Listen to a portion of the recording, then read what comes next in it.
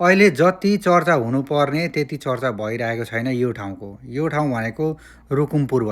रुकुम पूर्वमा को उठेको छ त भन्दाखेरि यहाँ तपाईँले हेर्न सक्नुहुन्छ पुष्पकमल दाहाल प्रचण्ड र केपी ओलीले जति मजाले हार्नुपर्छ उहाँले पनि त्यति नै मजाले हार्नुपर्छ। गगन थापाले जति मजाले हार्नुपर्छ उहाँले पनि त्यति नै मजाले हार्नुपर्छ।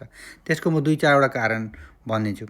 गगन थापा ले किन हार्नुपर्छ भन्ने कुरा म यहाँ जोडिहाल्छु 5-10 सेकेन्डमा।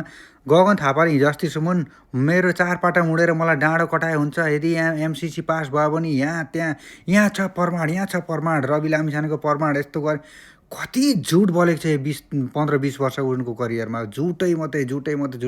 ऊबाट आश केही पनि छैन क्या। उसले मान्छे मोनिपुलेट गरेको मात्रै, द्याट्स इट। उसको कुरै छैन। अनि केपी ओलीको त घरमा थाहा छ अहिले देउबाको घरमा डढेको पैसालाई एआई भन्दैछन्, जबकि सिधाकुरा.com सँग प्रमाण छ। आधी घन्टाको एआईले भिडियो बनायो भने पनि त्यहाँनिर एकदम त्यो टेक्निकल डिफिकल्टिजहरू भएको, त्यहाँनिर टेक्निकल एररहरू त्यहाँ देखिन्छ होइन।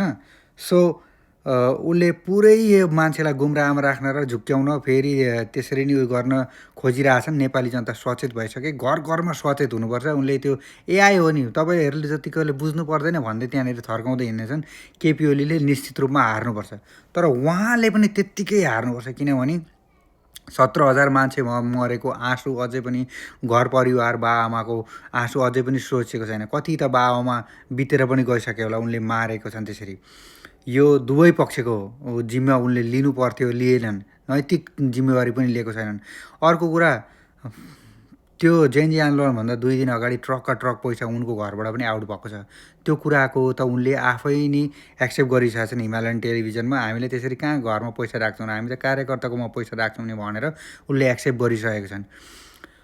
र लखन कुमार थापा भनेको चाहिँ पूर्व माओवादी, जो चाहिँ माओवादीको एक चरम माओवादी पार्टीभित्रको भ्रष्टाचार, कुशासन र एउटा चाहिँ अथोरिटेरियन नीतिलाई चाहिँ उसले उयो गर्न नसकेर माओवादी छोडेर विश्राम गरिरहेको मान्छे चाहिँ पछि रासममा आएको हुन् र उनलाई भोट गर्नुपर्छ। किनभने ऊ जुझारु नेता। ऊ यदि गलत नेता थियो भने माओवादीमा बसिरहन्थे, जे भन्यो त्यही सहन्थे, बरु अझ सके बरु ऊ पनि भ्रष्टाचारमा संलग्न हुन्थे र बरु चुपचाप बस्थे।